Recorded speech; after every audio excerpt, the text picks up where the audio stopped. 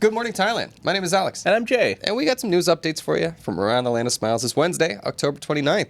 Before we dive into it, please remember to subscribe to the Thaiger to stay up to date on all things Thailand. Mm-hmm. Today, we'll be talking about explicit search results popping up on Thai Facebook. Mm-hmm. Flight chaos hitting Southeast Asia as 27 services have been canceled. And a little later, a heartwarming story of police doing right by an elderly scam victim.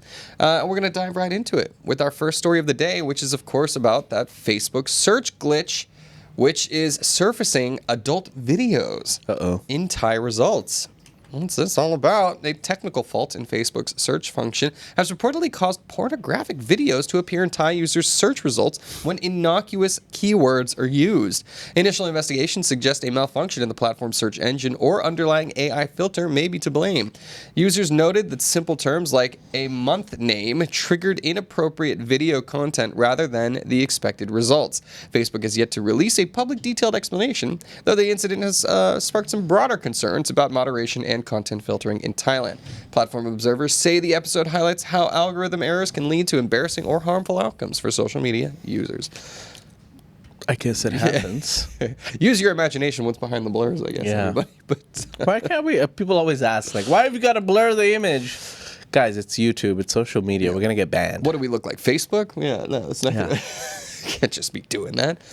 If you type the right comment in the comment section below of this video, those pictures will automatically unblur. But it's only if you type in the right keyword. Wait, yeah. What's the password, please? No, I want to know what it is. No, okay. Ew, sorry. But this is funny. Facebook, obviously. I didn't know. Like, could you, if you were, like, this is accidental, could you purposefully search out these results? I thought that Facebook wouldn't allow any of this kind of stuff to be something that could pop up. Should be. Must be some error. Yeah. I don't know. It's not. It's like when you're playing games, you know, like these large gaming corporations. Even in Thailand, like you can't swear because there's so many kids involved. But if you just add an extra letter, that same word can be said. Yeah. That's how you beat the filter of any censorship. Nice. Just add extra letters. Oh, cool. Yeah. Well, that's just note to self. Interesting chateau to learn. Did I do that? I guess, yeah. Yeah, just, SHIT with 2 T's. There you go. I don't know how they allow that or how the filter doesn't understand, but I guess they didn't have AI back then and they're still using the same systems. Who knows? Anyways, careful what you look for on Facebook, I guess. There we go. Moving on to our next story. Thailand's tourism slips amid mounting debt and weak growth. Sad. Thailand's inbound visitor numbers have fallen around 7% compared with the same period last year, undermining the country's hopes for a tourism-led recovery. Government officials have cited ballooning household debt and sluggish domestic growth as key headwinds to full economic rebound. In response, authorities plan a 10 billion baht debt purchase initiative this month to ease household financial strain and spur consumption. Tourism remains a central pillar of the strategy to lift the economy, but the drop in arrivals highlights the fragility of recovery in the face of structural challenges. Analysts caution that unless both external demand and internal debt pressures are addressed, Thailand may struggle to return to growth. Yeah. This is, there's some good news in this silver lining. Like, the idea that they're going to do some household debt purchasing, like the state itself. I mean, we got to remember, there is a lot of money in Thailand. Yes. It's just concentrated in the hands of the wealthy, which is, an issue in pretty much every country around the world. But the idea that the crown does move, or the state does move to use some of those assets in order to alleviate debt in the working and middle class is a good thing. Because this is one of the reasons why there isn't a lot of consumer, domestic consumption, is because people are drowning in debt. So if there's some debt forgiveness and some debt relief, then that frees up people's money to be able to go out and buy stuff and get the economy moving again. But don't you just love buying things, Alex? I do. Doesn't anyone? I do. Yeah. Don't look at my credit card statements. Jesus. It's tough out here. Credit cards, man. Evil.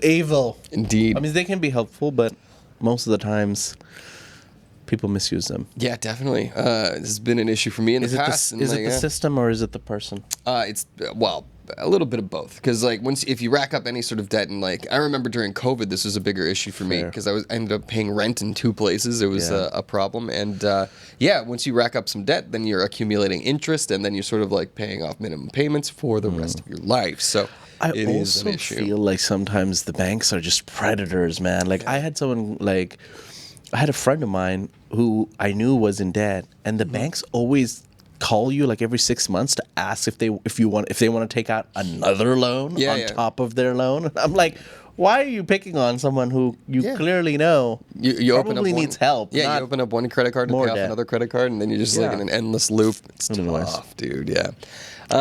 But yeah, interest is how banks make loans, says Tony. But also, it should be interest on actual loans for businesses. Like loans on a credit card debt is a big issue because it's basically people being irresponsible, and the banks are counting on that in order to sort of keep a sort of constant running tab.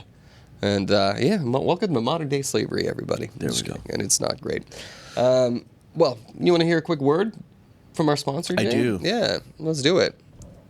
Well, you do it for Fazwaz first. Oh, I see. I thought we were going to go for our ad. Ladies and gentlemen, this show is brought to you by Fazwaz. If you've ever thought about buying real estate, if you've ever just thought about a house, if you've even had a dream about it, and you want one in Thailand, check out Fazwaz.com. They got the largest real estate portal in the country. Ain't no doubt. Thank you, Fazwaz, for sponsoring the show. And we got a couple of events for you guys to quickly plug. First up is tomorrow night. Jay and I will be there in fantastic costume fashion. Of course, I'm talking about Monster Jam BKK. Yeah, Monster Jam BKK. I canceled my football for this. Oh, I'd signed up with a new group, and I was going to go there for the first time to make new friends, and I said, I'm sorry, guys. I forgot. I have to be there at Monster Jam, and I just can't cancel it. Good man. I'm very excited because that means that me and you are going to have a very good time tomorrow night. That is a true story, by the way. So Monster Jam, you can still book your tickets at monsterjambkk.com. This is going to be at JJ Mall in Chatuchak, featuring amazing hip-hop artists, a haunted maze, costume contests, carnival games. Monster Jam! Yeah, we're going to have a good time. Monster Jam! Go book your tickets now. It's running out of time. All right, and not only that, guys, we mentioned this yesterday briefly, but I needed to bring it up again. We're coming back to Pattaya. So unfortunately, we had to cancel our Pattaya Night Live last week. We have rescheduled to this Saturday, November 1st. Same deal, same headliners, same location. If you've already booked your tickets, you don't need to do a thing. You just need to show up. But you can still find your tickets on Megatix. So just type in Pattaya Night Live, Megatix. We'll also have the link for you in the description below to be able to book your tickets for this Saturday. It's been a bit of a whirlwind week. I'm hoping that we have a nice, fun show to make up for missing out last weekend. Hashtag Harvey Wallbanger. He's fantastic, by the way. I'm very excited to have him on. All right, well, let's get back into it, shall we? Our next story is about a salon owner in Bangkok who was terrorized by armed fake cop at her shop. And this is becoming a consistent issue, apparently. So in Bangkok's Rat Burana Road area, a salon owner reported a man arrived at her shop on a motorcycle, claimed to be a police officer, and brandished a firearm. The man wore a polo shirt bearing a badge logo. It doesn't seem official, and began shouting profanities, then circled the premises, took photographs, and left, leaving the business owner and her clients alarmed. The victim, age 39, has made a statement to the local station, and the case is under investigation to determine whether the man was an impersonator or an actual officer. Either way, not good behavior. Police are examining CCTV footage and have pledged increased patrols around the area. It definitely doesn't seem official. He just seems to be standing outside of the restaurant screaming inside. Yeah. Yeah. Respect to the employee there who quickly went and locked the door. Don't let him in. I'm brandishing a gun, too. Like, this is, you're threatening with a deadly weapon. You're He didn't take the gun out, but yeah, just having a gun and kind of intimidating someone. Yeah, especially in Thailand where people don't carry guns. Right, yeah. It's, not cool. So the investigation is ongoing. Now, what is interesting to me is that they're like, maybe it was a police officer. Yeah, which is that's also possible.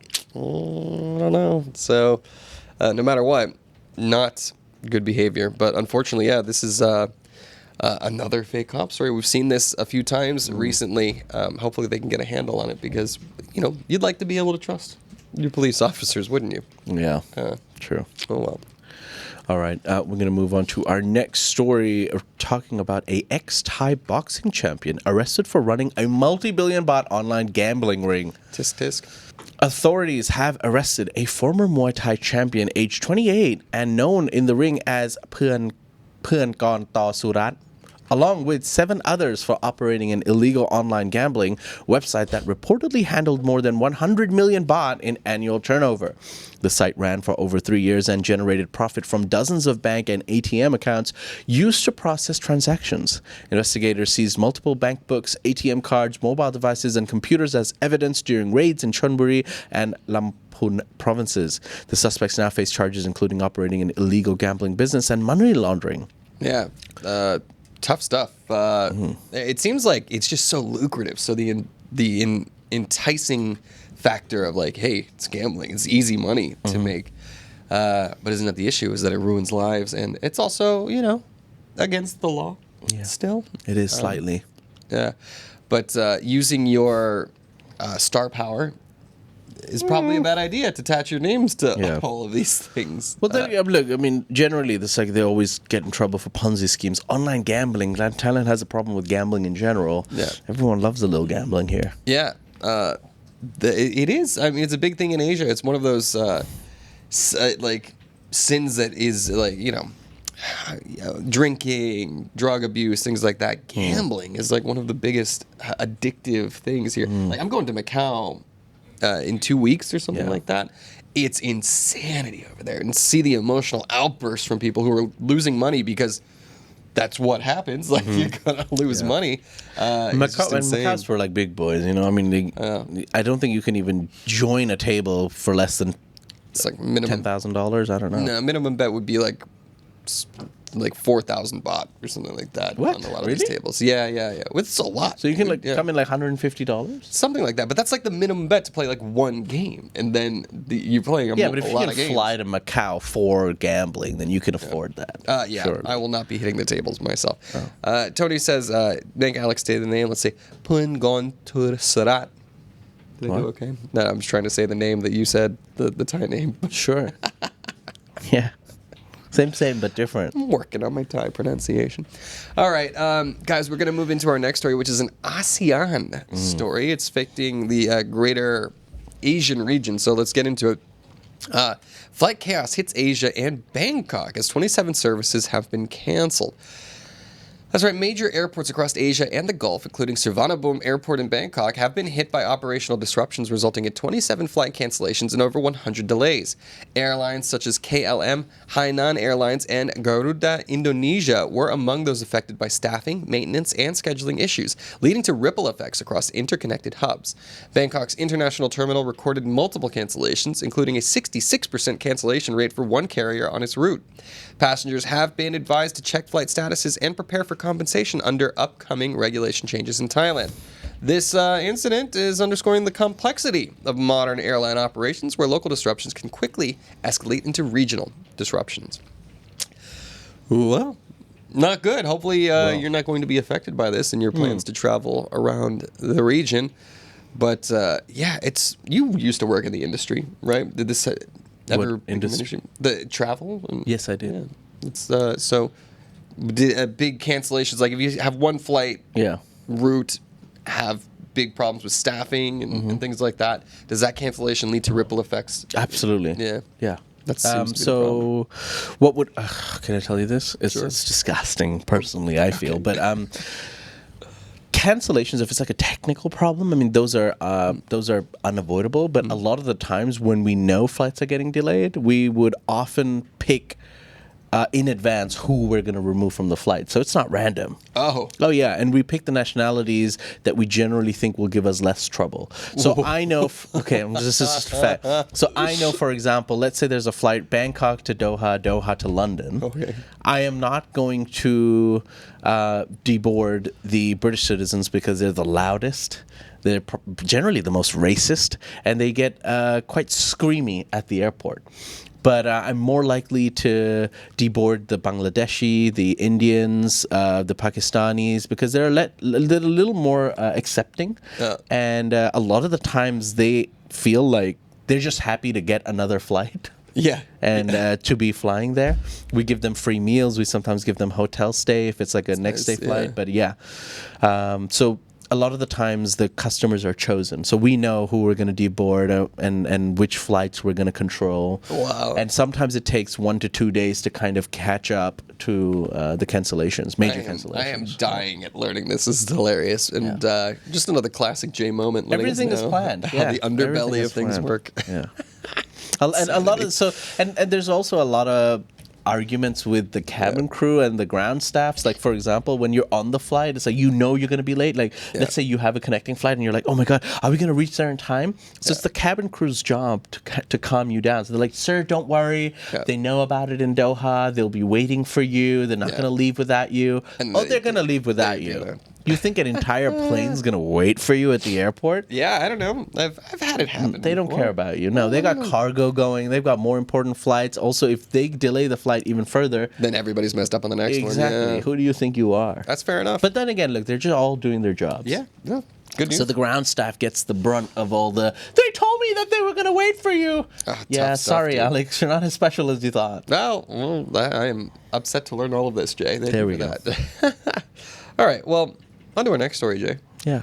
Better stock up on your yadom. Thailand's Food and Drug Administration issued a safety alert for the herbal mixed balm Hong Thai brand Formula 2 following test results that showed excessive microbial counts and the presence of Clostridium spp. The product failed to comply with several sections of the Herbal Product Control Act 2019 and is now deemed substandard. Consumers are urged to stop using the balm immediately, and legal action may be taken against manufacturers and distributors under the Act's penalties. The incident signals heightened regulatory scrutiny around traditional remedies and the need for stronger quality control. Basically, your yadom might not be as good for you as you think. Well, you're breathing in bacteria or something like that. That's what they're saying. That is some ubiquitous stuff, obviously. You know, the green counter. Well, look, it's not all of them, but... But this is a classic Thai story. Most Thai people and foreigners who now smell that yadom get addicted to it. Yeah. Now, the funny point of the story is that the news came out that, hey, there's bacteria in this. We're going to stop. We're going to recall this product and don't buy it. 3 people from our own staff went and stocked up. They were like, oh no, they're going to take this away from me. Let me buy 2 more. Well, if they take some sick days in the near future, I think we might know why. We know why. That's terrible stuff. Look, I don't care about the bacteria. I need this to survive my day. I get it. But I just don't use the green bowl. I always get the smaller, like more pocket ones, so I think those are safe. Yeah, I like the one that goes in your nose. You know, those single mentholy ones? Yeah. That's they make you feel like you're breathing ice for about 30 seconds. Yeah, it's good stuff, man. Yeah. And that's something that is quintessentially Thai. Part of the culture here. So if also you think great for raves. Raves? Oh yeah. When you're raving, a good menthol. Yeah, because you're like sweating and stuff. Yeah, it's lovely. Good stuff. Agreed completely. Just don't buy this one. Okay, you can still buy other yadoms. Don't worry, guys. Well, what do you say we take a quick fast break? Let's do it. Before we get into the final stories of the day.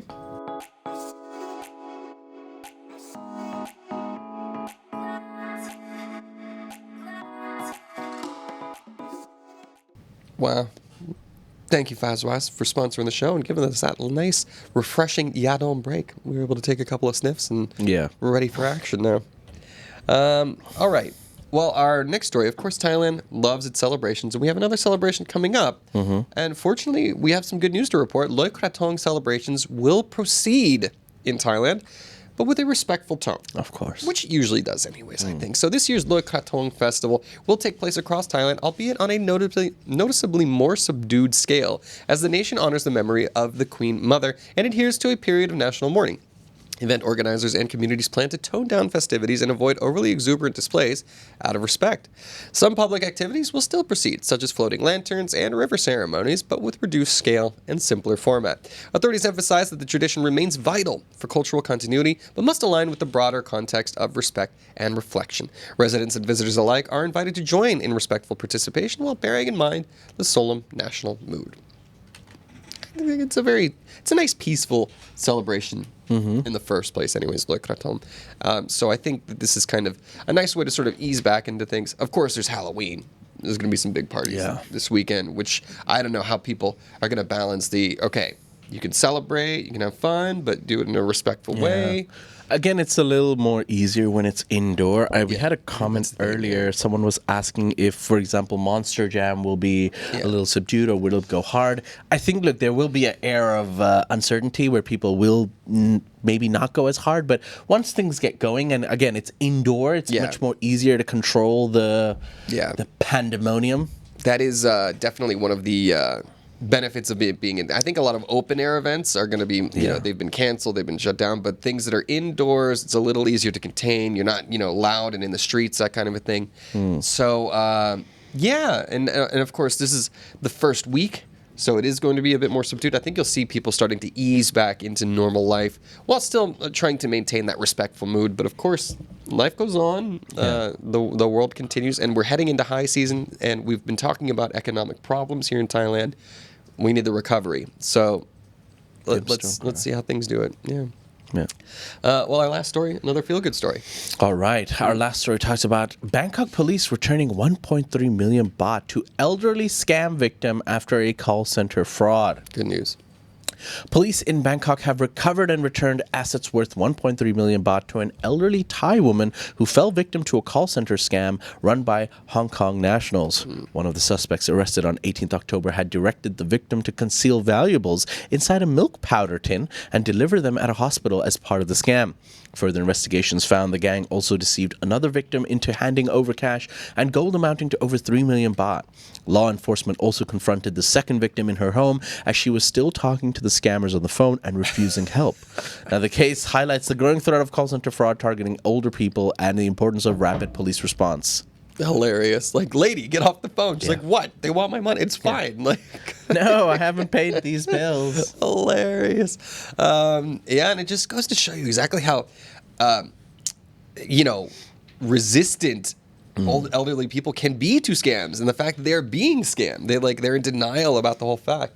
So I'm glad the police were able to step in. Then again, man, I mean, sooner or later, we're getting older, Alex. It's gonna happen to us. And during our time, when we're pushing 70s and 80s, hopefully, if we make it that far, who knows where AI will be, man? Yeah, it's terrible. Are you telling me Scarlett Johansson isn't that into me? I don't understand.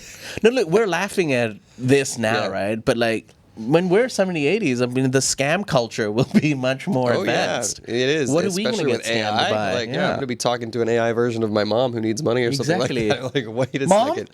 Mom, when you're 80? What's the password? Okay. You never know. Fair. Long live Mama Watson. Oh, God. Well, anyways, that'll do it for us, guys. That's it, ladies and gentlemen. We hope you enjoyed today's stories.